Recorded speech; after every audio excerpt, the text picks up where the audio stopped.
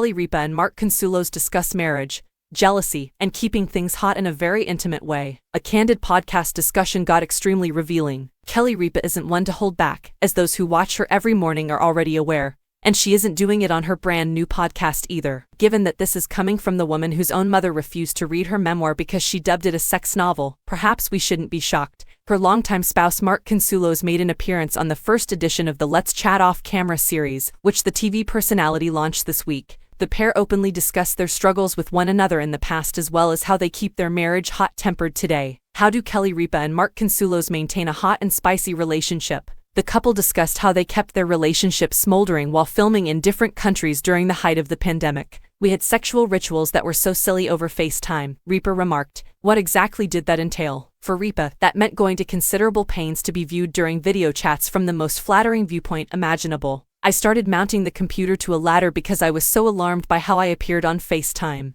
I'm not joking, she admitted. To avoid having Mark see what gravity was truly doing, I draped the computer over a ladder so I could look up at him. When you spend extended amounts of time apart from your partner, you get quite close to yourself. Consuelos, for his part, emphasized that physical contact has always been a key component of the spark that ignited between them and that he saw it as a critical component of their relationship. He told his wife, "Never while I was abroad had there ever been months between our having sex, but I would probably have an issue if you suddenly decided, yes, we're not having sex anymore. What have they discovered about improved marriage communication?" At the time of the chat, Consuelos was the subject of Ripa's greatest complaint, which she said led to a great deal of emotional strain between them at the start of their relationship. She said to her husband, "You used to be incredibly jealous. This is not recent, because it changed, and I don't know if I changed, if you changed, or if it was some combination of change. That was a difficult pill to swallow. Being married to someone who is envious is incredibly difficult." She gave an example of how a waiter who was in his 70 seconds or 80 seconds softly flirted with her when they were having dinner in Boston.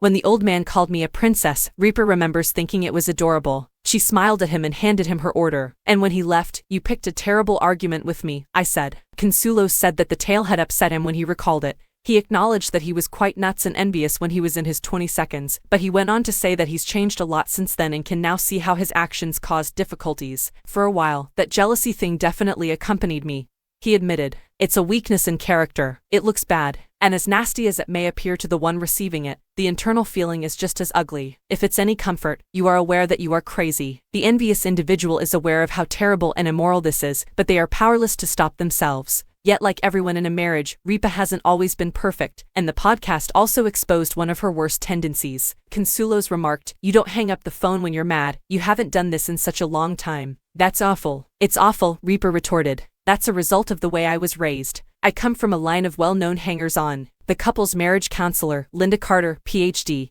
joined them in their discussion, and they talked at length about how having a professional mediate these kinds of disputes may significantly improve a couple's overall satisfaction. One of the greatest advantages of attending marriage counseling, particularly when things are going well and you want them to improve, is that you start to think twice about engaging in old behaviors and habits because you know that you will have to answer to someone and they will ask you to explain them in a week or so. Consuelo elucidated. The couple will be reunited on screen later this year when Consuelos replaces Ryan Seacrest as the co-host of Live. Seacrest will leave to devote more time to American Idol, his radio show, and the Ryan Seacrest Foundation. The reunion will be a fitting twist of fate for a couple who met while working on a TV show.